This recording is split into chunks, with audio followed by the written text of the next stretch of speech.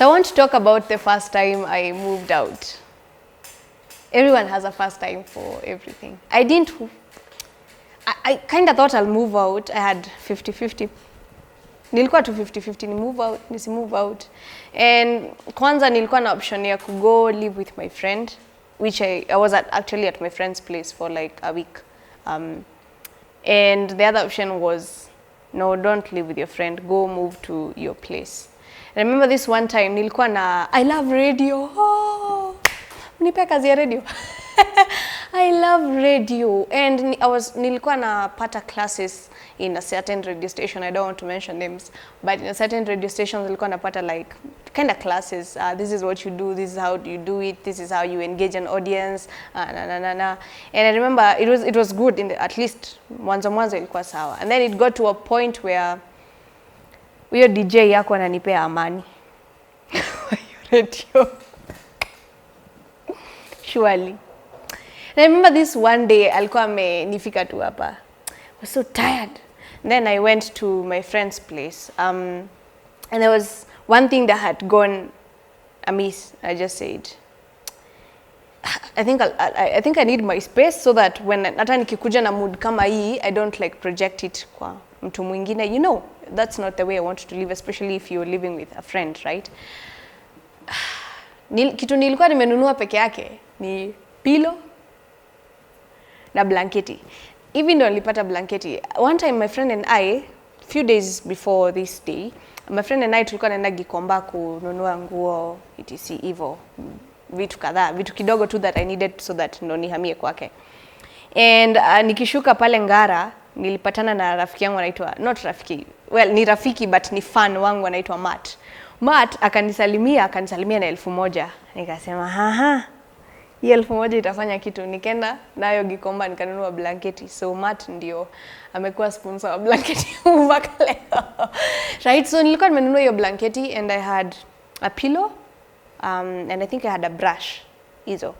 Nikaziweka kwa bag na nikachukua tunguo zangu kidogo and I left. Nikasema nilikuwa toka Allsops, so nilikuwa naenda there's a place tulikuwa tumetafuta keja na mom just in case ni decide kuhama. There's a place tulikuwa tumetafuta keja na mom West, right? So I knew the one bed sitter tulipenda sana uko ndio nitaenda. So I went there. And I remember I knocked on that gate. Mwenye caretaker akanifungulia. Nikamwambia nimekuja kuona ile nyumba yenye tulikuwa tumekuja kuangalia hapa na mama. Ninyi mlikuwa mmekuja? Ni sisi. Okay, twende ukaione, bado iko. Wamemaliza kuweka mlango ya bafu leo. Nini. We went. Nikasema okay. So ninaweza ingia? Akasema ile siku wewe utakuwa tayari. Wewe ukuje tu. Nikamwambia umesema nitalipa pesa ngapi? Ilikuwa date 16 of April that year. So nilikuwa nalipa nusu. Alikuwa like nikiingia hiyo time nitaingia na nusu, right? So hebu nipigie hiyo hesabu niambie ni how much. Ndio nijue ile siku nitakuja na how much. Akanipigia hesabu, akanipatia hesabu. Nikamwambia, "Nina M-Pesa nani?" "Kwani unakuja leo?" Nikamwambia, nimehama. Hii bag niko na vitu zangu zote. He laughed because he thought it's a joke, but it's true. I had my blanketi and my pillow and brush ya ku scrub nyumba.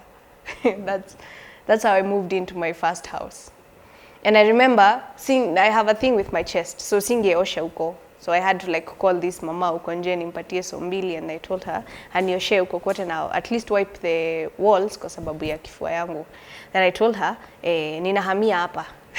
Did not tell her nimehamia hapa kwa sababu nani anahama na pillow na blanketi na brush. So I got into that house and I just said, sasa hapa nitalalaje? Well, huyo mother akinioshea, I went out and nikanunua bulb. Sasa nikashindwa, sasa hapa nitalalaje? Sina curtains, sina nini, you know. Hata nikiwasha stima nawasha ya bafu kwa sababu nikiwasha ya mansion, majirani wakiwa huko wanaona a lonely child. Kwa peke yake kwa bed sitter na ina kitu. So I said, it was by the time tulikuwa tunamaliza na by the time nilikuwa na settle kwa nyumba ilikuwa at around 8. No, it was actually at around 9 usiku. I just said, man, siwezi kaa tu hapa, nitaboeka ni faint. Siwezi kaa tu hapa, acha nifanye hivi, acha niende out, nitembee kiasi. And then nikirudi itakuwa kama saa 4:30 ama saa 5. Tarudi tu nikalie hii pillow, nilale mpaka asubuhi. Najua sitaweza kulala, nataka tu chini mpaka asubuhi. So I decided to like go out, right? And nikitoka nje, I found this lady alikuwa anafunga duka. Duka yake ni kubwa, alikuwa anaifunga. And you know the last things kuingia kwa hiyo duka ni mattress.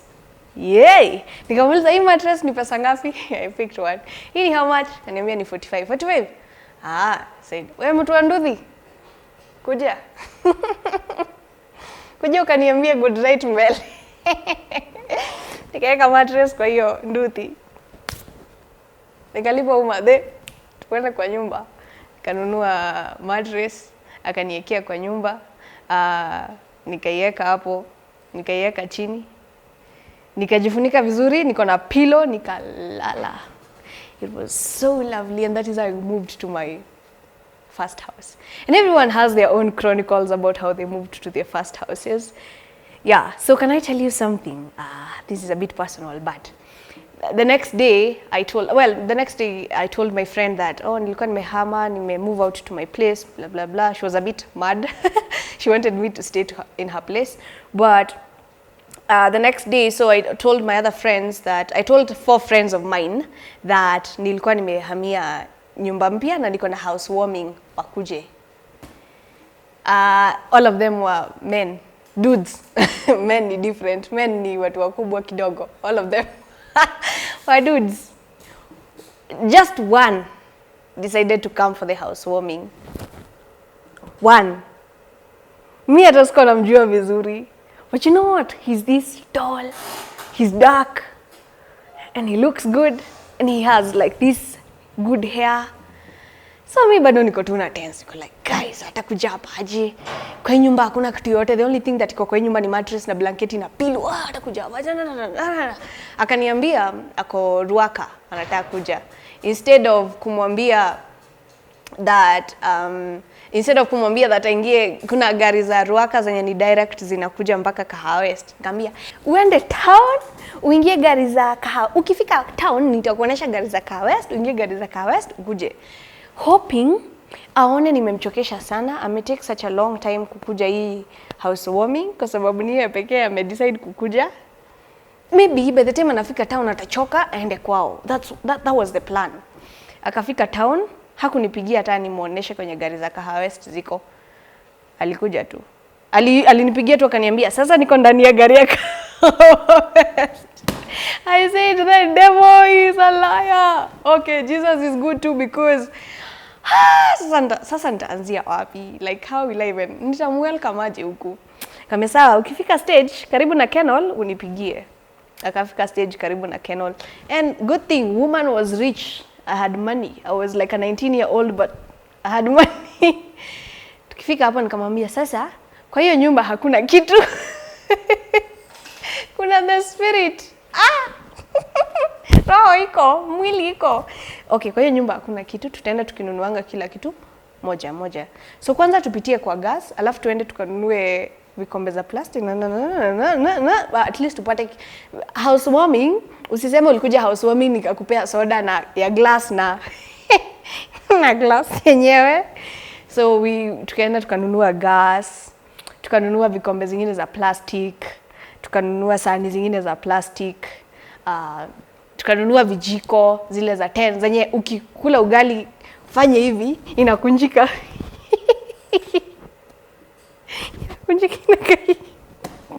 Tukazinunua na uma, tukanunua toothpick in case tunanunua chipo kwa sababu uma is a fork.